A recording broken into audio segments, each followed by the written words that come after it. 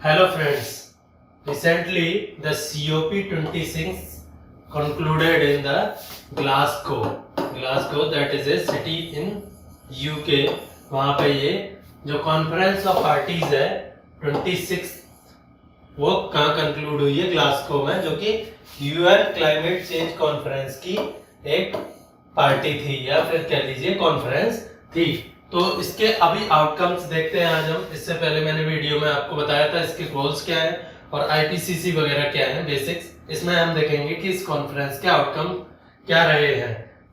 तो बेसिकली अगर हम एक वर्ड में बोल रहे हैं तो ये सैटर्ड होप्स कि जो होप थी, उम्मीदें थी, जो हाइप दिया गया था इस सारी कॉन्फ्रेंस को, हाइप दिया गया था COP26 को, वो उस हिसाब से रिजल्ट्स नहीं आए हैं।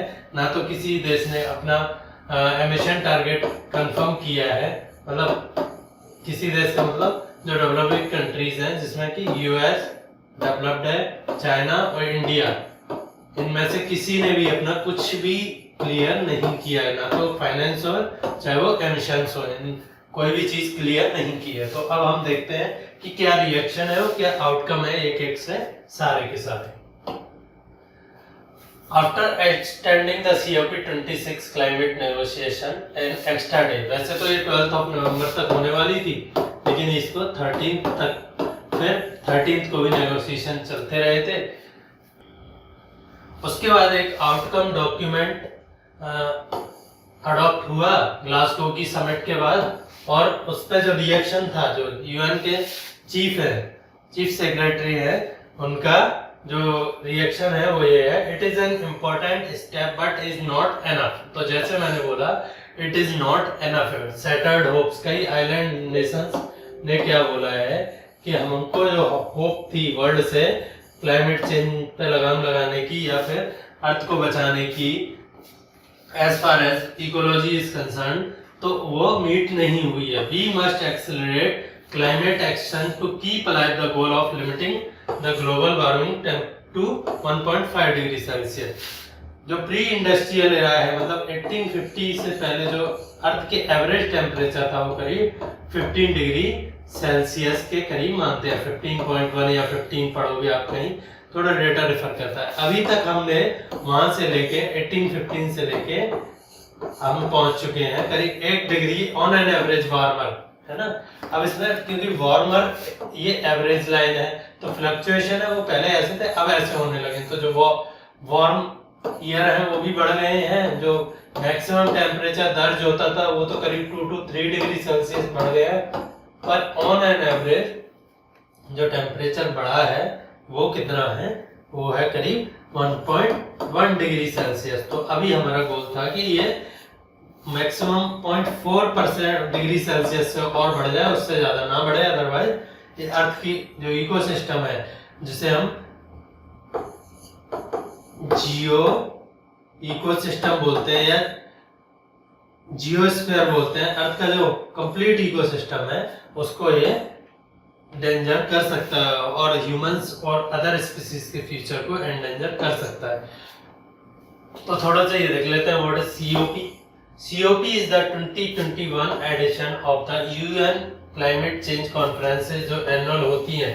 इसके under United nation framework convention on climate change, ठीक है। इसके अंदर ये 1994 में एक कन्वेंशन अडॉप्ट किया गया था और उसके अंडर कुछ कॉन्फ्रेंसेस तब से होती जा रही हैं एनुअल की। भाई अर्थ के फ्यूचर को एक तरह से, अर्थ का जो ह्यूमन जहां तक इम्पैक्ट कर सकती है उस डायरेक्शन को चेंज करने के लिए कि हमें किस डायरेक्शन में जाना है, हमें कितने एमिशन करने हैं, हमारा ग्रोथ कितना रहे और हमारी सस्टेनेबिलिटी कितना रहे, क्या हम ये दोनों एक साथ नहीं अचीव कर सकते, तो सस्टेनेबल डेवलपमेंट वगैरह की बात आती है। तो ये यहीं से निकल के आती है।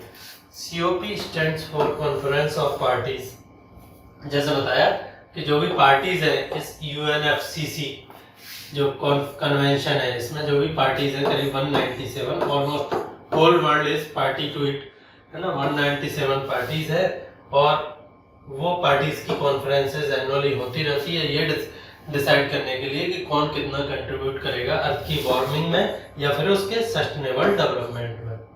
The UN conference is hosted by the UK together with mainly in Glasgow. Glasgow का है यूके में ही एक हिस्सा है, स्कॉटलैंड आप कह लीजिए, रीजन का नाम है, जो ग्रेट ब्रिटेन है उसी में नॉर्दर्न वाला पार्ट, उसमें एक सिटी है ग्लासगो। वहां पे ये कॉन्फ्रेंस चल रही थी। कब से? 31 दिसंबर से 12 नवंबर, ठीक है, लेकिन ये एक दिन एक्सटेंड कर दी गई। What is the Paris agreement? तो पेरिस एग्रीमेंट एक सीओपी था, सीओपी 21 था, मतलब कि 21वीं पार्टी कॉन्फ्रेंस ऑफ पार्टी, जिसमें क्या हुआ था कि सारी कंट्रीज ने, जो भी 197 पार्टीज हैं इस कन्वेंशन के, यूएनएफसीसी के, इन्होंने एक लीगली बाइंडिंग फ्रेमवर्क पे एग्री हुए थे। उसमें दो चीजें इंपॉर्टेंट थी कि हमें 1.5 डिग्री सेल्सियस तक जो वार्मिंग है उसे रोकना है, और दूसरा जो डेवलप्ड कंट्रीज हैं वो डेवलपिंग कंट्रीज को फाइनेंस करेंगे क्लाइमेट से लड़ने के लिए, क्लाइमेट चेंज को रोकने के लिए, चाहे वो अडेप्टेशन हो चाहे वो मिटिगेशन हो। तो ये दो चीजों के लिए किया था। और ये कैसे होने वाला था? ये होने वाला था रिडक्शन एमिशन से। तो कुछ टारगेट बनने वाले थे सीओपी 21 के बाद, जो कि सब कंट्रीज को 2020 के बाद, ये 2015 में हुई थी, है ना, तो इनसे बोला गया था सारी कंट्री अपने इंटेंडेड नेशनली डिटरमाइंड कंट्रीब्यूशन बताते हैं। इसका मतलब कि आप खुद से ही बता दीजिए कि हम सोलर एनर्जी पे कितना काम करने वाले हैं, हम जो कन्वेंशनल सोर्स से एनर्जी प्रोड्यूस हो रही है उसमें एमिशन कितने रिड्यूस करेंगे न्यू अच्छी टेक्नोलॉजी से, या फिर हम एग्रीकल्चर में क्या काम करेंगे कि वहां से भी जो एमिशंस हैं, जैसे कि मीथेन मेन एमिशंस का है एग्रीकल्चर से, वो कैसे रिड्यूस होना है, या फिर जो हाइड्रोफ्लोरोकार्बन है जो किसको नुकसान पहुंचाती है, ओजोन लेयर को, उसके लिए आप क्या करने वाले हैं। तो ये इसमें डिसाइड हुआ था कि 2020 से 5-5 साल के लिए हर एक कंट्री अपना आईएनडीसी बता देगी, इंटेंडेड नेशनली डिटरमाइंड कंट्रीब्यूशन, के वो कितना कंट्रीब्यूट करना चाहती है ग्लोबल सस्टेनेबल डेवलपमेंट के लिए, जिससे कि अर्थ का फ्यूचर खतरे में ना हो। तो वो इन्हें 2020 से बताना था, हर 5 साल के लिए, 2020 से 2025, 26 से 30 ऐसे चलना था ये। तो ये साइकिल चल रही है। तो ये तो हो गया पेरिस एग्रीमेंट, जिसमें पहली बार एक लीगली बाइंडिंग कमिटमेंट सबने एमिशन रिडक्शन के लिए बोले थे, first time in history of the earth. Climate change, अब सारी बात आती है कि ये क्या है, क्यों लोग इतना परेशान हो रहे हैं। तो आप इतना समझ लीजिए, ये रही earth, this is revolving and rotating around on its own axis, इसके एक्सिस पर घूम रही है, थोड़ा सा टेढ़ा है, ठीक है, 23.5 पे डिग्री पे, ठीक है, and 30 minute, 23 degree and 30 minute, तो हो गया 23.5 डिग्री पे ये एंगल है। अब ये रोटेट भी कर रही है, रिवॉल्व भी कर रही है। तो जो सन रेज है वो तो ऑलमोस्ट फिक्स है, जो इसको मिल रही है वो ऑलमोस्ट फिक्स है, ऑल्दो वो चेंज होती रहती है ईयरली। पर एक साल में ऑन एन एवरेज अगर हम पूरे ईयर का बजट निकालें, अर्थ का जो हीट आ रही है सन से, वो क्या है, फिक्स है। लेकिन इस हीट बजट को तो जितनी आती है उतनी ही अर्थ से वापस चली जाती थी, ठीक है। अब इस हीट बजट को हमने कैसे इम्बैलेंस किया है, अर्थ के चारों तरफ जो एटमॉस्फेयर है जो कि इस हीट को प्रिजर्व करता था, ठीक है, जिससे कि रात में सडन टेम्परेचर ड्रॉप नहीं होते अर्थ पे, अनलाइक मार्स और कोई प्लेनेट है जैसे रॉकी प्लेनेट है वीनस पे, तो जैसे वहाँ एकदम टेम्परेचर ड्रॉप हो जाता है, या मून पे, है ना, वैसे नहीं होता है इस एटमॉस्फेयर की वजह से, क्योंकि ये ब्लैंकेट की तरह काम करता है। हमने इस एटमॉस्फेयर में CO2 एंड CH4 ये दो मेन है, उसके अलावा वाटर वेपर वगैरह वो नेचुरली पहले भी थी, और N2O2 तो होते ही है। तो ये दो हमने बहुत ज्यादा ऐड कर दी, जो परसेंटेज पहले आप ये समझ लीजिए, 1 मिलियन में जो 180 पार्ट्स थे CO2 के, मतलब 1 million of molecules of atmospheric gas लोगे तो उसमें 180 CO2 थी। अब वो हमने पहुंचा दी है 420 के करीब। ये नासा का डेटा आप वेरीफाई कर सकते हैं। इससे क्या हो गया कि जो ये ब्लैंकेट का काम कर रहा था ये बहुत ज्यादा इफेक्टिव हो गया। आपने ये समझ लीजिए, ब्लैंकेट पहले बना था सिंपल कॉटन से या सिंपल वुल से, है ना। अब इसमें क्या ऐड कर दिया आपने, वुल वाला सब्सटेंस, तो ऊन वाला सब्सटेंस है वो ऐड कर दिया। वो काम कौन करता है, CO2 CH4 इस हीट को ट्रैप कर लेते हैं, सन से आई उसे आने देते हैं, जो बाहर जा रही है उसे जाने नहीं देते हैं। इसे ग्रीन हाउस इफेक्ट भी बोलते हैं। अब इससे क्या होता है, ठीक है, जो टेम्परेचर पहले कहाँ सेटल हो रहा था 15.1 degree Celsius on an average earth की सरफेस का टेम्परेचर था, वो अब बढ़ के कितना हो गया, करीब 16.2, और फ्यूचर में ये कहाँ तक पहुंच सकता है, 18 तक, 3 डिग्री सेल्सियस पे 18.1 डिग्री सेल्सियस। इससे क्या होगा, ये तो एवरेज है, तो इससे क्या होगा, जो मैक्सिमम टेम्परेचर अभी 15 पे जब एवरेज है, तो मैक्सिमम कितना 59 तक रिकॉर्ड होगा, मिनिमम 70 तक है, -70 डिग्री। तो लेकिन जब 18 ही एवरेज होगा तो मैक्सिमम पहुंच जाएगा 60 तक, 60, और जो मिनिमम रह जाएगा वो 40-50 तक। तो इसका मतलब ये है, या इससे भी कम, ठीक है, इतना डिफरेंस आने वाला है, -40-50 तक रह जाएगा मिनिमम, और मैक्सिमम 67-65 तक पहुंच जाएगा। इससे क्या होने वाला है आप ये समझ लीजिए, जो इकोसिस्टम अर्थ पे डेवलप हुआ था, चाहे वो पोलर रीजन में माइनस टेम्परेचर के लिए डेवलप हुआ हो, या इक्वेटोरियल रीजन में या टेम्परेचर रीजन में वो अपने अपने टेम्परेचर के लिए डेवलप हुआ था, वो सब डिस्टर्ब हो जाएंगे। फॉर एग्जांपल, एक एग्जांपल देता हूँ मैं आपको, जैसे कि ओशियन है, ओशियन अगर गर्म होंगे तो उनमें जो सेंसिटिव है, जैसे कि कोरल्स हैं, वो 1 डिग्री सेल्सियस के लिए भी सेंसिटिव होते हैं, 3 डिग्री तो बहुत ज्यादा है उनके लिए, वो खत्म हो जाएंगे। जो फिशेज हैं, मैमल्स हैं, वहाँ जो बड़ी फिशेज हैं उनको भी प्रॉब्लम होने लगी, और भी जो बायोडाइवर्सिटी है उसको प्रॉब्लम होने लगेगी।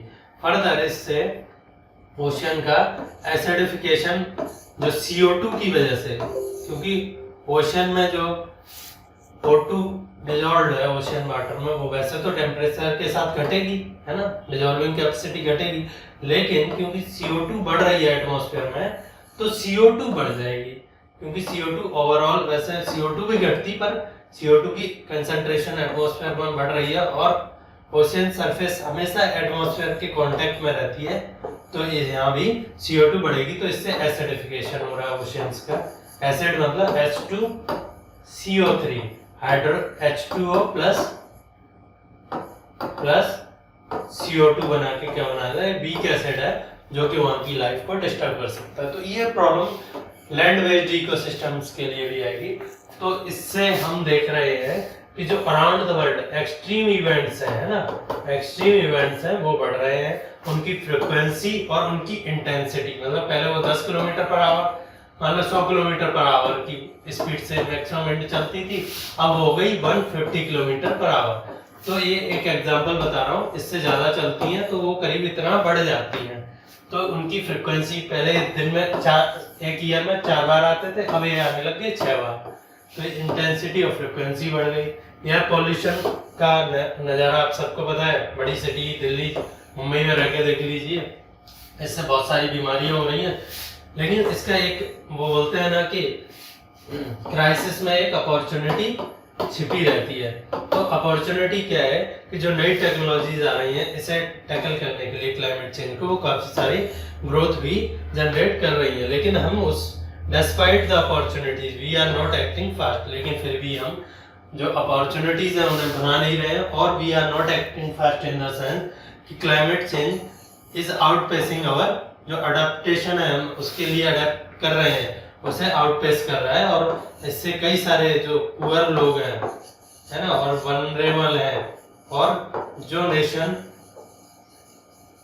क्लाइमेट पे बहुत ज्यादा डिपेंडेंट है नेचर पे, जैसे कि जो आइलैंड नेशंस है, वो मान लो 1-2 मीटर ही सी सरफेस से ऊपर है, तो सी सरफेस लेवल राइज होने की वजह से, ग्लोबल वार्मिंग की वजह से अगर सी सरफेस लेवल राइज होता है तो उनके डूबने का खतरा भी है। कोस्टल एरियाज में फ्लड भी आएगी, और जो डेजर्ट थे वहाँ हो सकता है कंडीशंस और भी खराब हो जाए, और फ्लड्स जहाँ रही थी वहाँ हो सकता है फ्लड्स और भी तबाही, और भी ज्यादा तबाही मचा के जाए। तो दैट्स द प्रॉब्लम कि पूरी अर्थ का फ्यूचर ही खतरे में है। इसलिए सारे लोग, कोई भी इसमें छूटता नहीं है। लगभग 197 जो पार्टीज है उनमें लगभग 196 कंट्रीज हैं, और एक यूरोपियन यूनियन। सारे देश, धरती पर जितने भी नेशन है, छोटे से बड़े, सबको इस बात की परवाह है कि हाँ, हमें अपना फ्यूचर सिक्योर करना है खुद का। लेकिन वो कब होगा, जब हम सब मिलके चलेंगे, क्योंकि अर्थ एक बहुत बड़ा इकोसिस्टम है, उसे कोई एक देश या एक पर्सन नहीं कर सकता है सही।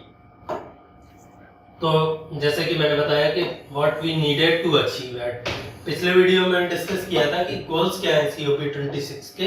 अब इसमें मैं थोड़ा सा और बता देता हूँ, इन गोल्स को एक्सप्लेन कर देता हूँ कि हमारे बेसिकली गोल्स थे कि जो एमिशंस हम कर रहे हैं कार्बन के, है ना, मान लो ये इंडिया कर रहा है, ये चाइना कर रहा है, US कर रहा है, क्यूमुलेटिव, तो ये टाइम के साथ बढ़ते जा रहे हैं, मतलब ऐड होता जा रहा है, इसीलिए लाइन ऐसे है। तो इनको क्या है, रिड्यूस करना है और हमें फ्लैट लाइन के जो अभी तक हो गए वो हो गए, अब और नहीं करने हैं। क्यूमुलेटिव एमिशन हमारे कांस्टेंट हो जाए और जो नेट एमिशंस है वो क्या हो जाए, जीरो हो जाए। तो ये याद रखना है। इससे क्या है, जो ग्रीन हाउस इफेक्ट का है गैस का, CO2 का और मीथेन का, वो क्या है, कम हो जाएगा। तो ये जो ब्लैंकेट इफेक्ट है ना अर्थ की सरफेस पे, वो खत्म हो जाएगा या रिड्यूस हो जाएगा। तो जो एवरेज टेम्परेचर है वो कहाँ जाके सेटल हो जाए, लेट से 6.5 डिग्री सेल्सियस, वो 17 या 18 तक ना पहुंचे, ये हम नहीं चाहते हैं, बहुत डिवास्टेटिंग है।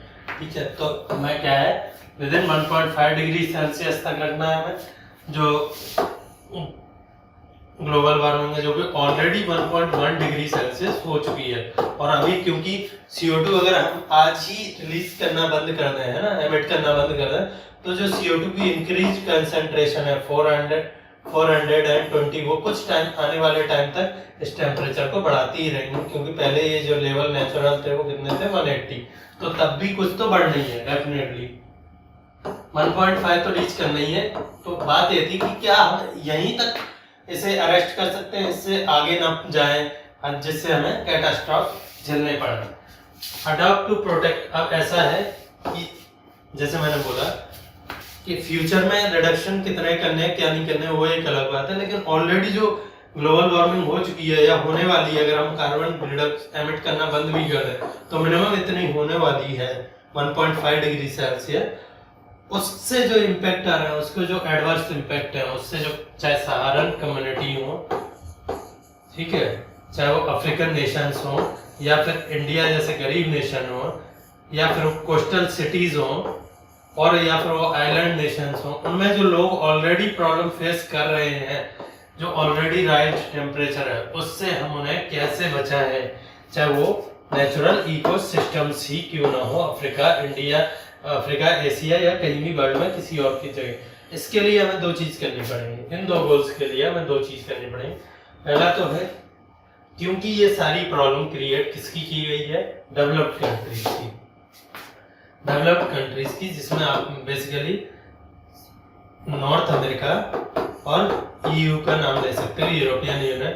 इन्होंने जो मैक्सिमम हिस्टोरिकल एमिशंस हैं वो इन्हीं के हैं। तो common but differentiated responsibility, CBDR की रेस्पॉन्सिबिलिटी सबकी है, पर वो डिफरेंशिएटेड है किस चीज से, कि आपने पहले कितने एमिशन कर रखे हैं। जब हम लोगों ने बिल्कुल एमिशन नहीं किए थे तब आप ऑलरेडी बहुत सारा एमिशन कर चुके थे, तो उसके लिए आप कुछ तो पे करोगे वर्ल्ड को, क्योंकि वो उसके क्या है, एडवर्स इम्पैक्ट झेलने लगा है और आगे झेलेगा भी। तो बेसिकली एक तो ये वो है इसका लॉजिक कि क्यों उन्हें फाइनेंस करना चाहिए। सेकंड है लॉजिक कि क्योंकि उन्होंने जो डेवलपमेंट हुआ है वर्ल्ड में, इकोनॉमिक आप कह लें इंडस्ट्रियल रिवॉल्यूशन जो हुआ है, उन्होंने इसका फायदा उठाया है। उन्होंने एशिया और अफ्रीका की लेबर और रॉ मटेरियल को यूज किया है, और इसीलिए वो रेस्पॉन्सिबल है कि अर्थ का फ्यूचर, जब वो प्रोग्रेस उनकी हुई है तो फ्यूचर भी उन्हें ही बचाना चाहिए, क्योंकि इन लोगों ने तो अभी तक कुछ किया ही नहीं है, और ना इनका कुछ ज्यादा स्टेक पे, अपार्ट फ्रॉम इनकी लाइफ ही ले सकते हो फिर आप, तो उससे ज्यादा अफ्रीका और एशिया का तो कुछ ज्यादा स्टेक पे नहीं है, पर इन लोगों का तो बहुत बड़ी इकोनॉमीज स्टेक पे है और इन्होंने हमेशा से आगे रहे हैं। तो इसके लिए हमें फाइनली क्या एक सॉल्यूशन है, कॉमन CBDR, कि आप ये नहीं कह सकते हो कि खाली अमेरिका या EU कर दे। अब क्योंकि सारे लोग एमिशन अच्छे खासे कर रहे हैं, चाहे वो चाइना हो जो कि हाईएस्ट एमिशन है US के बाद, चाहे वो इंडिया हो जो कि अच्छा खासा एमिशन करता है, चौथे या पांचवें नंबर पे एमिशन। अब इन लोगों को भी रेस्पॉन्सिबिलिटी लेनी पड़ेगी, work together, common but differentiated responsibility, की भाई जिसकी जितनी कैपेसिटी है क्लाइमेट चेंज से लड़ने की, या फिर नई टेक्नोलॉजी इजाद करने की जिससे हम लड़ सकें, या फिर किसी को उससे फाइनेंस करने की, ग्रांट देने की जिससे वो क्लाइमेट चेंज से लड़ सके वो डिफरेंशिएटेड रेस्पॉन्सिबिलिटी अपनी फुलफिल करें। अब देख लेते हैं इस एग्रीमेंट का आउटकम क्या रहे हैं, जो कि मैंने पहले ही बोला था कि वो क्या रहे हैं। सेटर्ड वो कोई बहुत अच्छा आउटकम या आप जिसे कह रहे हैं कि बिल्कुल माइलस्टोन साबित होने वाला है, अगर लास्ट होप थी हमारी, तो ये ऐसा कुछ रहा नहीं है। साइंटिस्ट ऑलरेडी बोल चुके हैं कि इट्स टू लेट।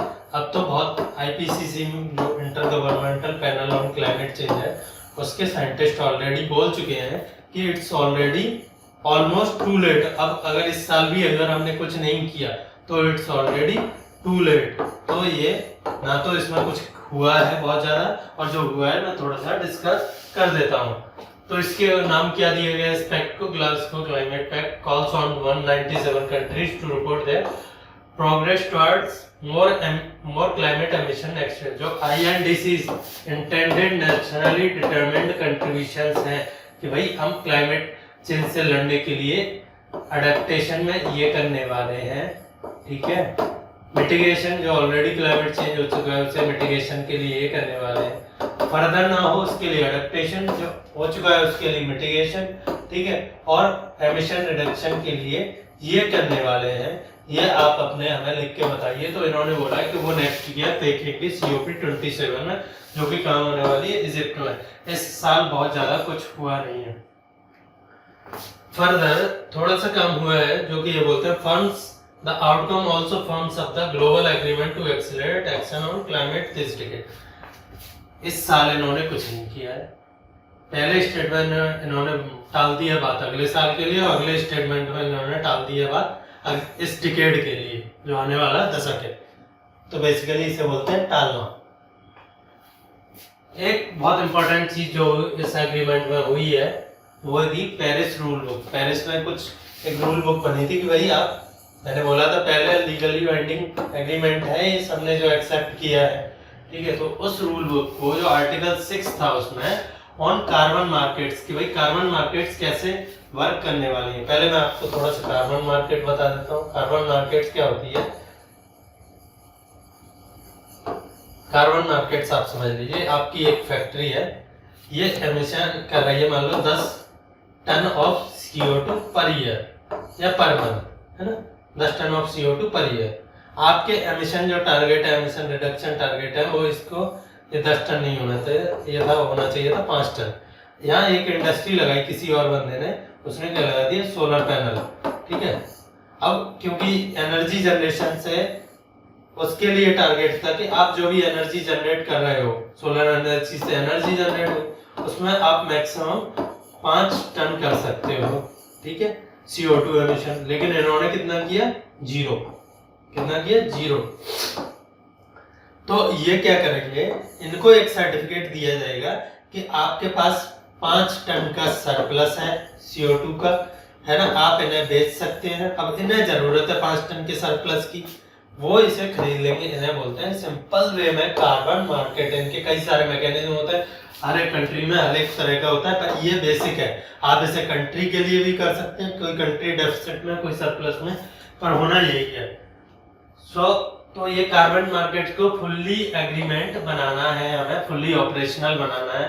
सेकेंड, इससे क्या होगा, सर्टेनिटी एंड प्रेडिक्टेबिलिटी हो जाएगी मार्केट की। अगर आपको पता है कि मार्केट में मुझे इस 5 टन CO2 का कुछ पैसा मिलने वाला है, तो आप डेफिनेटली रिन्यूअल पे काम ज्यादा करोगे। और फिर आपको ये भी पता है कि ये शेयर की तरह वर्ल्ड में कहीं भी बिक सकता है, तो वो आप इसमें पैसा इन्वेस्ट करोगे सोलर में, क्योंकि आप सिर्फ एनर्जी से पैसा नहीं कमाओगे, बल्कि आपका जो कार्बन बजट है उससे भी आपको कुछ पैसा मिलेगा। और इससे क्लियर भी हो जाएगा कि कौन सा देश, कौन सी कंट्री सच में CO2 कितना एमिट कर रही है। अभी तक जो है उसमें क्या है, ओपेक है, कोई सही बताता नहीं है कि हम कितना कर रहे हैं, बोलते कुछ और है, होता कुछ और है। अगली लाइन वही है, एनहांस्ड ट्रांसपेरेंसी हो जाएगी।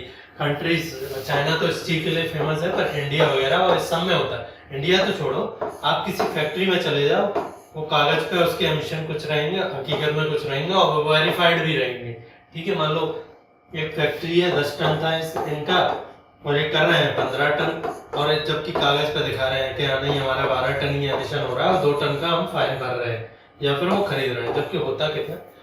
तो ये सारी चीजें इससे क्लियर हो जाएंगी, जो कि बहुत जरूरी है। अगर हमें सच में कुछ अचीव करना है तो सबसे पहले क्या होना चाहिए कि आप पहले जो कर रहे हो उसे एक्यूरेटली रिपोर्ट करो, तभी तो उस पर एक्शन लिया जाएगा कि कितना हो रहा है एमिट और कितना हमें उसे रिड्यूस करना है, जिससे कि हम 1.5 डिग्री सेल्सियस की रेंज में रह सके।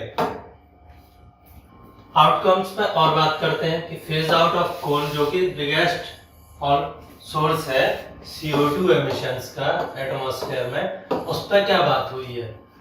तो इसको हम देखें तो COP के जो प्रेसिडेंट है आलोक शर्मा जी, ठीक है, India originated, struggle to hold back tears following the announcement of a last minute change to the pact by China and India, softening their language circulated in an earlier draft about the phase out of unabated coal power and of inefficient subsidies for fossil fuels as adopted on Saturday 13th November. That language was revised to phase down use. तो पहले India और China के जो pact जो भी document थे उन्होंने क्या लिखा हुआ था, मान लो ये इंडिया का डॉक्यूमेंट है, जब ये कॉन्फ्रेंस चल रही थी मान लो, है ना, 13 नवंबर से पहले, कंक्लूजन से पहले, तो इनके दोनों के डॉक्यूमेंट में क्या लिखा हुआ था,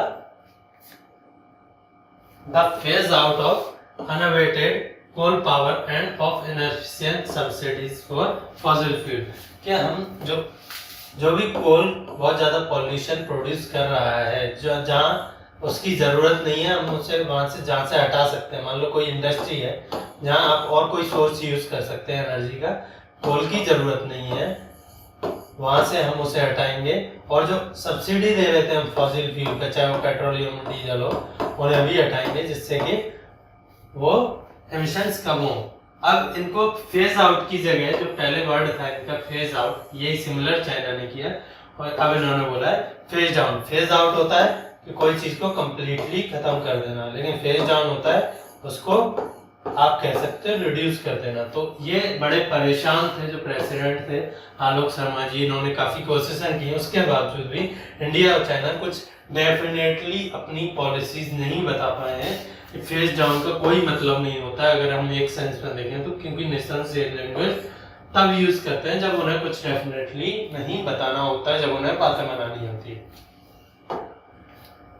व्हाट अबाउट फाइनेंस, तो पेरिस एग्रीमेंट में एक था कि भाई आफ्टर 2020 या फिर 2016 से ही जो डेवलप्ड कंट्रीज हैं उन्हें ईयरली हर एक साल $100 बिलियन किसको देने थे, डेवलपिंग कंट्रीज को, जिससे कि वो अपना एडेप्टेशन के जो प्रोग्राम्स हैं और मिटिगेशन के जो प्रोग्राम्स हैं और साथ में उनकी ग्रोथ भी बनी रहे, उस पर काम कर सके क्लाइमेट चेंज के लिए, ठीक है। लेकिन ऐसा कुछ हुआ नहीं है और ना इस पर अभी कोई डील फाइनल हुई है। फिर से यही प्रॉब्लम, द टेक्स्ट जो आउटकम की टेक्स्ट थी, मतलब जो डॉक्यूमेंट था, emphasizes the need to mobilize climate finance from all sources to reach the level needed to achieve the goals of the Paris Agreement। तो ऐसा कुछ हुआ नहीं है, इन्होंने बोला है कि भाई ऐसा होना चाहिए, और ये भी बोला है कि सिर्फ $100 बिलियन नहीं, उसके बाहर भी उससे ज्यादा भी करना चाहिए, लेकिन ऐसा कुछ फाइनल नहीं हुआ है। अब फर्दर हम आ जाते हैं 1.5 degrees but with a week pulse. हमने एमिशंस का देख लिया, कोई तैयार नहीं है किसी भी चीज पर EU को छोड़ के, ठीक है, वो अपना 2050 तक फेज आउट करने वाले, कंप्लीट कार्बन न्यूट्रल हो जाएंगे। ये याद रखना आपको, EU यूरोपियन यूनियन ने डिसाइड पहले ही कर लिया था। तो एमिशंस पे इंडिया, चाइना, US ने कुछ नहीं बोला है।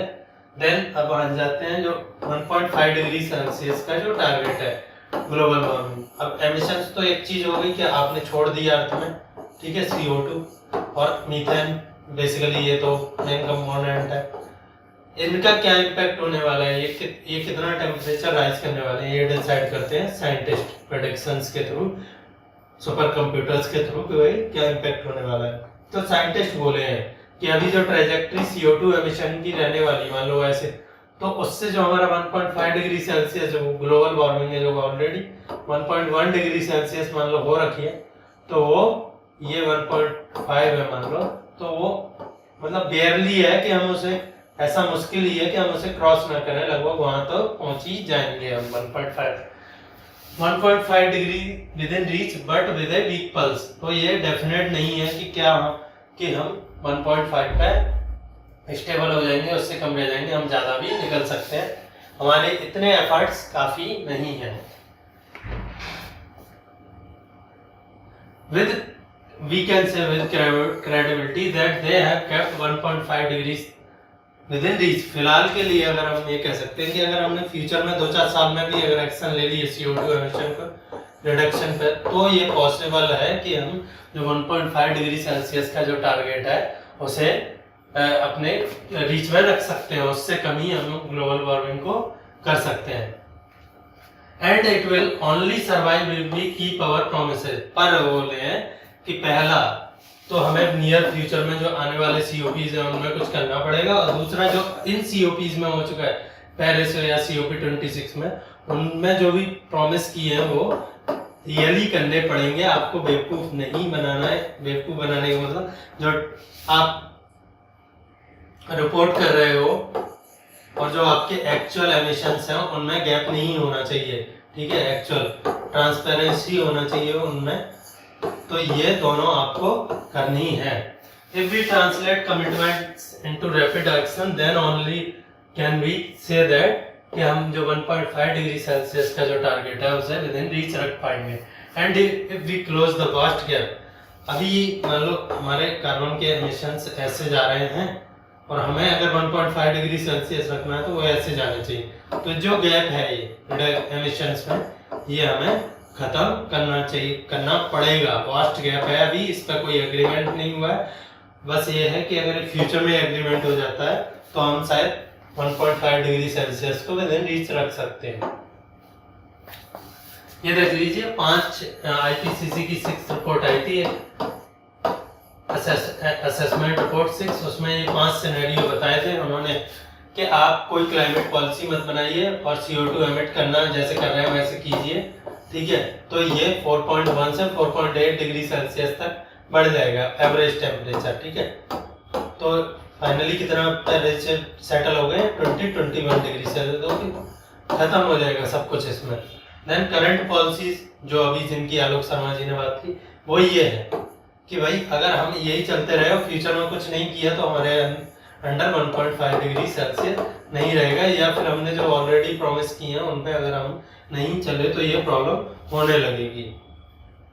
पेरिस प्लेस की जो बात है उसमें हमें 2.5 to 2.8 है, और अगर हम जो अभी एमिशंस है उन्हें नेट जीरो कर दें करीब करीब, या फिर नेगेटिव कर दें कि हम एटमॉस्फेयर से CO2 सिक्वेस्ट करने लगे हैं, उसमें कुछ भी नेट एमिट नहीं कर रहे हैं, चाहे वो ट्रीज के थ्रू हो, चाहे वो किसी और टेक्नोलॉजी के थ्रू हो, ओशियंस हो या फाइटोप्लैंक्टन्स हो, उनके थ्रू अगर हम उसे नेट जीरो कर दें तो पॉसिबल है कि हम 1.5 डिग्री सेल्सियस, तो ये बिल्कुल आइडियलिस्टिक वो चीज रह गई है 1.5 डिग्री सेल्सियस। जहाँ तक मुझे लग रहा है कि ये अब पॉसिबल नहीं है कि नेट जीरो हमारे 2021 तक, या फिर आप ये समझ लीजिए पॉसिबल हो जाए तो अच्छी बात है, अदरवाइज ये प्रॉब्लमेटिक हो जाएगा। हम 1.5 डिग्री सेल्सियस के जो टारगेट है या जो बैरियर है उसे क्रॉस कर जाएंगे।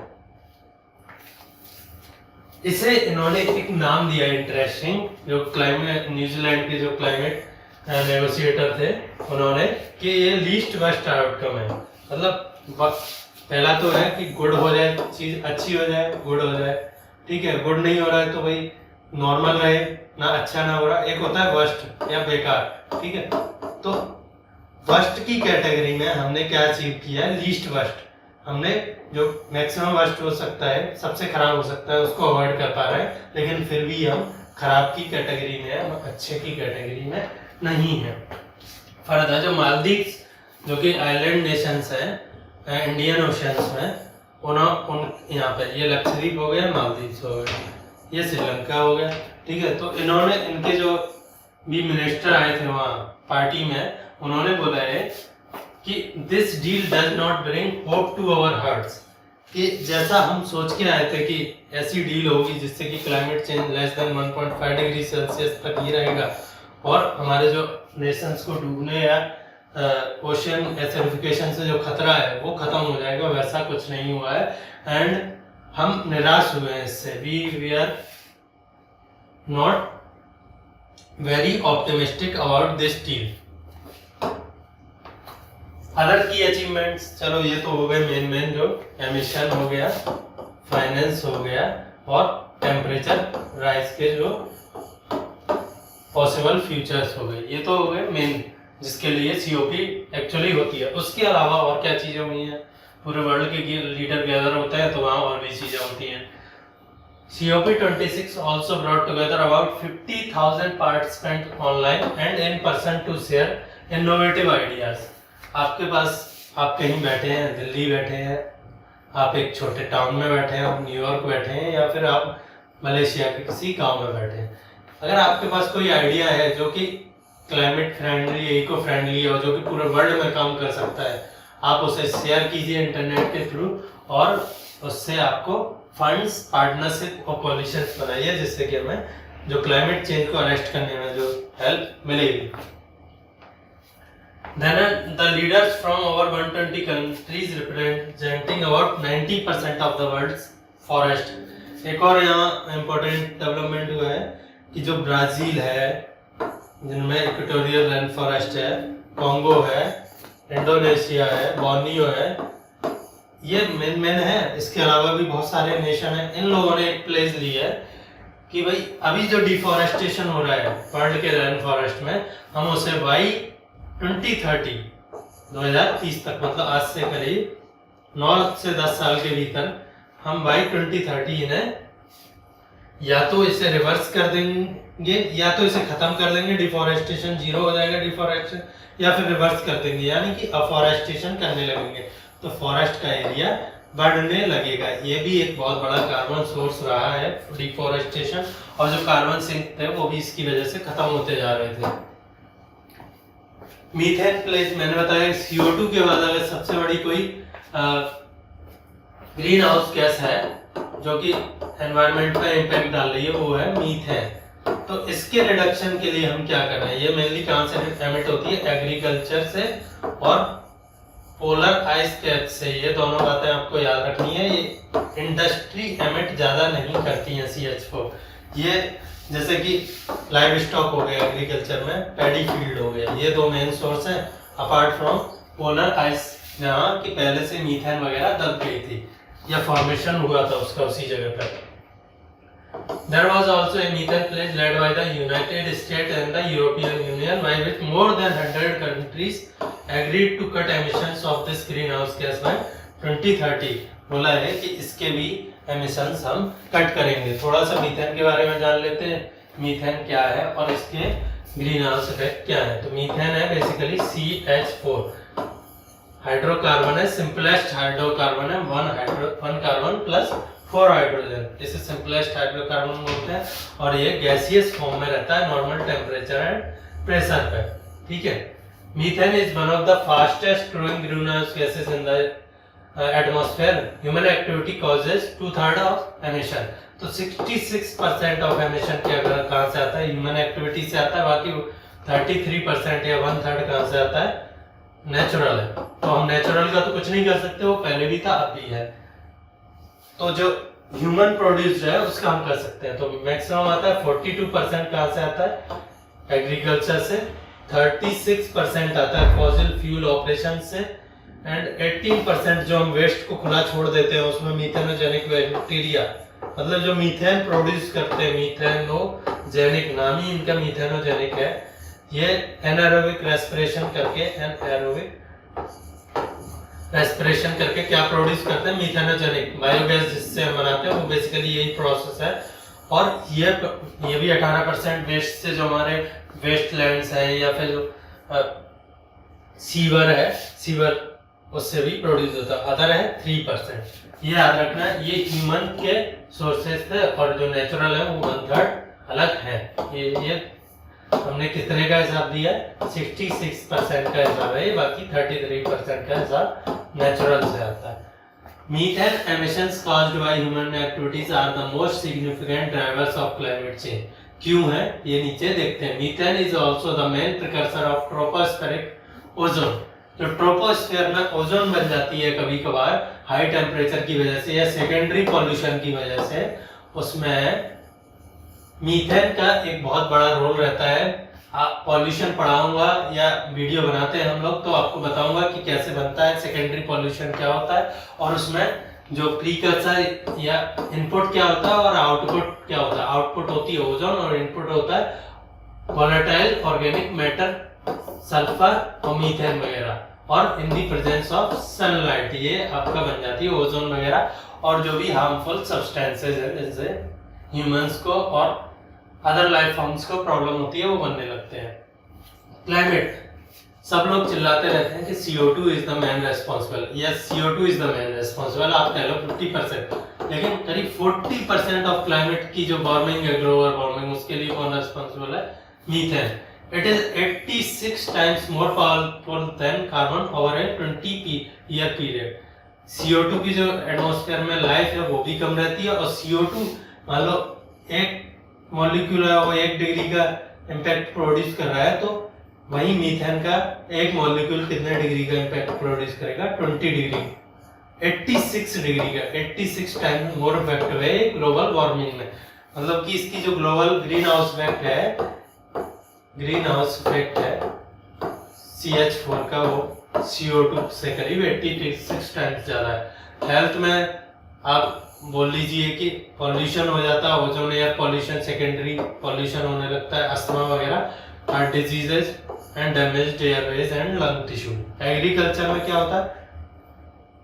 Up to 15% of annual yield losses of soya, wheat, rice and maize इसके बढ़े हुए कंसंट्रेशन की वजह से. इसका लाइफ टाइम कितना है एटमॉस्फेयर में? 12 इयर्स है. ठीक है. Since methane does not last long in the atmosphere, effort to reduce it will bring immediate benefits from the climate and human health. Basically ये है CO2 आपने एक बार एमिट कर दी तो हो सकता है 50 साल तक एटमॉस्फेयर में रहे, लेकिन मीथेन के आपने एक बार मीथेन एमिट की तो करीब मैक्सिमम ऑन एन एवरेज 12 साल तक एटमॉस्फेयर में रहेगी. तो आप जिस दिन से ह्यूमंस के एमिशन खत्म कर दो या कम कर दो, उस दिन से ही आपको करीब 8 से 10 साल में इम्पैक्ट दिखने लगेगा ग्लोबल वार्मिंग का, जो कि मीथेन की वजह से कॉज हो रही थी. अब ये तो हो गया अभी तक जो गवर्नमेंट है और NGOs है, नॉन गवर्नमेंटल ऑर्गेनाइजेशंस, जो कि किसके लिए? नॉन प्रॉफिट ऑर्गेनाइजेशन भी बोलते हैं, नॉट फॉर प्रॉफिट ऑर्गेनाइजेशन, जो काम कर रहे हैं एनवायरनमेंट के फील्ड में. अब क्या प्राइवेट सेक्टर क्या रोल प्ले कर सकता है, जो बेसिकली किसके लिए काम कर रहा है? प्रॉफिट के लिए. वो अपना प्रॉफिट देखे या फिर क्लाइमेट को देखे. तो उसके लिए इन्होंने क्या किया है, प्राइवेट सेक्टर ने भी अपना स्ट्रॉन्ग एंगेजमेंट दिखाया है with nearly 500 global financial services firm agreeing. तो जैसे कि गोल्डमैन सैक है, ठीक है, गोल्डमैन सैक हो गया. ऐसे बहुत सारे इन्वेस्टमेंट को मैनेज करने वाले फंड होते हैं कि आपने कहीं इन्वेस्ट किया, बेसिकली उसको मैनेज कौन कर रहा है कि आपका फंड सही से यूटिलाइज हो रहा है, वो सही रिटर्न पा रहा है, उसकी रिस्क जब बहुत ज़्यादा नहीं है. तो ऐसे बहुत सारे फर्म्स हैं जिनकी नेट वर्थ जो असेट्स अंडर कंट्रोल है, उनके असेट्स जो वो मैनेज कर रहे हैं वो करीब कितने हैं? $130 ट्रिलियन. मतलब कि आप मोर देन ये कह लीजिए यूएस की इकोनॉमी है $60 ट्रिलियन है ना, चाइना की है, उसके बाद फिर इंडिया की. तो इन सबको मिला दें तब भी जो बड़ी बड़ी इकोनॉमी है उतना नहीं बैठता है जितना इनके पास असेट्स हैं अंडर. तो 40% of the world's financial assets with the goal set out in the Paris agreement including limiting global warming to. तो ये बेसिक दो काम कर सकते हैं. अगर आपके पास पैसा है ना, और आपसे जो इन्वेस्टर है जिसका पैसा है, जिसको आप मैनेज कर रहे हो, आप गोल्डमैन सैक में बैठे हो, किसी भी इन्वेस्टिंग फर्म में बैठे हो, तो आप क्या करोगे? आप इन्वेस्टर से पूछोगे क्या मैं आपके फंड को जो आपने दिया है उसे मैं ग्रीन जो प्रोजेक्ट है या क्लाइमेट इफेक्टिव जो प्रोजेक्ट है क्लाइमेट चेंज को रोकने के लिए जो प्रोजेक्ट है जैसे कि सोलर और विंड एनर्जी हो गई, इनमें लगा दूं, इनमें रिटर्न्स भी अच्छे हैं और रिस्क भी कम है और फ्यूचर में ग्रोथ भी ज़्यादा है। तो बेसिकली ये एसेट्स जो कि पहले और कहीं इन्वेस्ट हो रहे थे $130 ट्रिलियन, वो पूरे के पूरे कहाँ इन्वेस्ट होने लगेंगे, क्लाइमेट चेंज को रोकने के लिए जो भी एफर्ट्स हैं उनमें इन्वेस्ट होने में लगेंगे। ऑब्वियसली ये सारे प्रॉफिट ड्रिवन है और यहाँ से भी प्रॉफिट आएगा इन्हें। एक बहुत बड़ा सरप्राइज हुआ है इस पूरे जो कॉन्फ्रेंस है उसमें कि जो यूएस और चाइना है उन्होंने क्लाइमेट चेंज पे जो नेक्स्ट डिकेड है उसमें कोऑपरेशन की बात की है। They said they have agreed to the take steps on range of issues। तो कौन से इश्यूज पे? मीथेन एमिशन जो कि हमने बात की थी थोड़ी देर पहले, transition to clean energy and decarbonisation, clean energy और डीकार्बोनाइजेशन। डीकार्बोनाइजेशन मतलब CO2 एमिशन के रिडक्शन खत्म करना। They also reiterated their commitment to keep the 1.5 degree Celsius goal alive. तो सबने सिर्फ बात की है कि हम ऐसा करना चाहते हैं, हकीकत में किसी ने कुछ किया नहीं है इस एग्रीमेंट। ग्रीन ट्रांसपोर्ट में एक बहुत ही बड़ा अच्छा एग्रीमेंट हुआ है कि Glasgow declaration on zero emission cars and wants to end the sale of internal combustion engines by 2035 in leading markets and by 2040 in worldwide। तो कुछ more than 100 national governments, cities, states and major car companies, Volkswagen है ना, Toyota है, Maruti Suzuki है, Hyundai है, Honda है, BMW, Audi, अब नाम मर्सिडीज, ठीक है। इनमें करीब 100 लोगों ने इन्होंने बोला है कि हम भाई 2035 हम जो अपनी लीडिंग मार्केट्स हैं जैसे यूरोप हो गए, चाइना, जापान, इंडिया और यूएस, इनमें क्या है 2035 तक हम अपनी जो कार रहेंगी वो उनमें कंबशन आईसी इंजन रहेगा ही नहीं, मतलब वो क्या हो जाएंगी, इलेक्ट्रिक कार हो जाएंगी, चाहे वो किसी भी फॉर्मेट की इलेक्ट्रिक कार हो, ठीक है। वो रिन्यूएबल एनर्जी से चलेंगी या फिर वो क्लीन फ्यूल पे चलेंगी, वो फॉसिल फ्यूल पे नहीं चलेंगी। एंड बाय 2040 वी विल, जो कि सारे देश हैं जहां भी हमारी कारें बिक रही हैं उन सब में हम ऐसी कारें उतार देंगे। तो ये एक बहुत इंपॉर्टेंट डेवलपमेंट है। And at least 30 nations also committed to end the sale of fossil fuel powered heavy duty vehicle। अब ये तो कोई कार्स और वैन्स वगैरह की बात जो डेली ट्रांसपोर्ट में यूज हो रहा है, लेकिन हैवी ड्यूटी व्हीकल्स माइनिंग से लेके आप कंस्ट्रक्शन में चले जाइए तो और भी बहुत सारे इंडस्ट्री में चले जाइए तो वहाँ हैवी ड्यूटी व्हीकल होते हैं। तो 13 नेशंस ने बोला है कि हम अपने जो fossil fuel based heavy duty vehicles हैं उन्हें बाय 2040 खत्म कर देंगे, वो इलेक्ट्रिक हो जाएंगे या जो भी हाइब्रिड वगैरह होते हैं वो हो जाएंगे। एक और अलायंस बनाया इसी पार्टी में जब ये चल रही थी conference of parties, beyond oil and gas alliance, BOGA। ये क्या है? 11 countries created the beyond oil and gas alliance. इसमें आयरलैंड है, डेनमार्क है, एटसेट्रा, और एज वेल एज सम सब नेशनल गवर्नमेंट्स, जैसे कि इंडिया की मान लो महाराष्ट्र गवर्नमेंट ने बोल दिया कि हम भी इसमें शामिल होना चाहते हैं। Sub national government launched this first of its kind alliance to set an end date for national oil and gas exploration and extraction. Basically ये वैसी बात हो जाती है जो क्लाइमेट चेंज में बात होती है कि आप एक तरफ ऑयल निकाल रहे हो, ठीक है, उसे रिफाइन कर रहे हो और उसे बेचना चाहते हो, दूसरी तरफ आप बोल रहे हो कि आप ऑयल से कोई चीज मत चलाइए क्योंकि ये खराब। अरे भाई तो फिर आप निकाल ही क्यों रहे हो? वैसी बात हो गई ना कि गुटखा को बैन कर दिया है लेकिन गुटखा की फैक्ट्री चल रही है तो कहीं तो बिकेगा। तो ये इन्होंने क्या किया है 13 नेशंस ने कि हम जो भी ऑयल गैस प्रोडक्शन है, जो भी फॉसिल फ्यूल का प्रोडक्शन है कोल को छोड़ के, वो हम बाय 20 जो भी डेट एक डिसाइड कर देंगे कि इस तारीख के बाद हम ये बिल्कुल जीरो कर देंगे, खत्म कर देंगे। ये पहली बार हुआ है हिस्ट्री में। अब थोड़ा सा ये देख लेते हैं, आप लोग सोच रहे होंगे कि सब क्या है, COP क्या है, UNFCCC क्या है, तो मैं थोड़ा सा quick refresher on how we got here. हम यहाँ 2021 में COP21 पर इतनी बड़ी लंबी चौड़ी क्लाइमेट की बातें कर रहे हैं और जो कि समझ में नहीं आ रहा कि चल क्या रहा है और है क्या यूएनएफसीसी। तो सिंपली ये है COP26 was the latest and one of the most important step in the decades long UN facilitated effort to help stave off what has been called a looming climate emergency। 1970s में अर्थ पे जो humans थे थोड़े समझदार, उन्हें ये समझ में आ गया था कि हम इसे डिस्ट्रॉय कर रहे हैं। In one word simple word, हम इसे क्या कर रहे हैं, डिस्ट्रॉय। अब हमें इसे एफर्ट करने पड़ेंगे इसको सही से रखने के लिए, to keep up with its natural ecosystem को बचाने के लिए।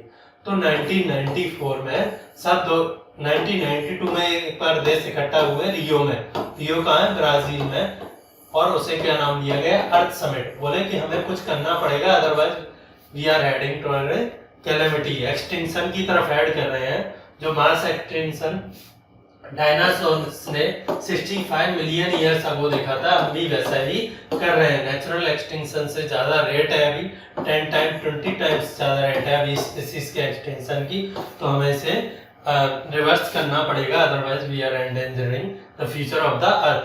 तो इन्होंने फिर 1992 में कुछ बातें हुई, 1994 में ये एग्री हुए सारे देश कि भाई हम एक काम करते हैं, अगली साल से हम एक UNFCC नाम का फोरम बना देते हैं, United nation framework convention on climate change. इसमें हम क्या करेंगे, हर साल मीटिंग करेंगे, एनुअल मीटिंग, और उसमें हम डिसाइड करेंगे कि ये सारे काम जो हम प्रॉब्लम फेस कर रहे हैं क्लाइमेट की, उन्हें कैसे एड्रेस करना है। तो ये डिकेड्स लॉन्ग, करीब डिकेड से भी ज्यादा हो गया ये, करीब अब 28-30 साल हो गए हैं इस प्रोसेस को, और ये चल रही है। तो उसमें ये लेटेस्ट एफर्ट था 2021 में जो एनुअल कॉन्फ्रेंस हुई है यूएनएफसीसी की, उसे हम क्या बोल रहे हैं, COP26।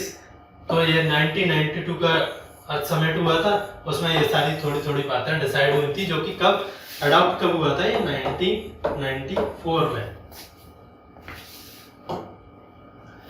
In this treaty, nations agreed to stabilize greenhouse gases। UNFCC में इन्होंने कुछ चीजों पे बोला कि भाई हम ये बात हर साल इन कॉन्फ्रेंसेस में करेंगे, stabilise greenhouse gas and concentration in the atmosphere. जो ग्रीन हाउस गैसेस का कंसंट्रेशन है एटमॉस्फेयर में, जो कि बढ़ रहा है। अब नासा या कोई भी इसरो वगैरह की जो स्पेस एजेंसीज है, जो रेगुलरली इन्हें मॉनिटर करते हैं, उनका देखोगे तो वो आपको ग्राफ दिखा सकते हैं कि वो कैसे इंक्रीज हो रहा है।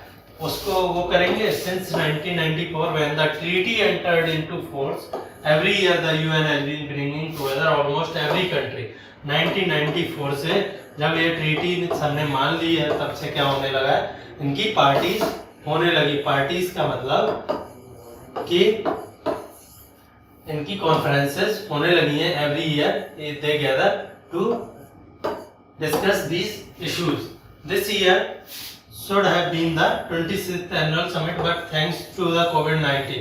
इस साल की जो COP थी उसका बेसिकली नाम होना था COP 27 मीटिंग होनी थी, लेकिन कोविड-19 की वजह से एक मीटिंग हमने 2020 में नहीं की थी। ठीक है, सब अपने अपनी जान बचा रहे थे। तो ये तो हो गया थोड़ा सा COP और UNFCC के बारे में। एक चीज और मैं थोड़ा सा यहाँ बता दूं, एक और है IPCC, inter governmental panel on climate change. ये याद रखना है, ये 1990 में world meteorological organisation and IUCN international union for conservation of nature ने एक संस्था बनाई कि आप स्टडी करो कि क्लाइमेट और बायोडाइवर्सिटी से रिलेटेड हर साल क्या इश्यूज आ रहे हैं और वो हमें रिपोर्ट करो। तो इसकी रिपोर्ट सबसे ऑथेंटिक मानी जाती है। खुद रिसर्च नहीं करते हैं IPCC के साइंटिस्ट, बल्कि ये डेटा लेते हैं जैसे नासा वगैरह या और भी कोई एजेंसी इन्वॉल्व है।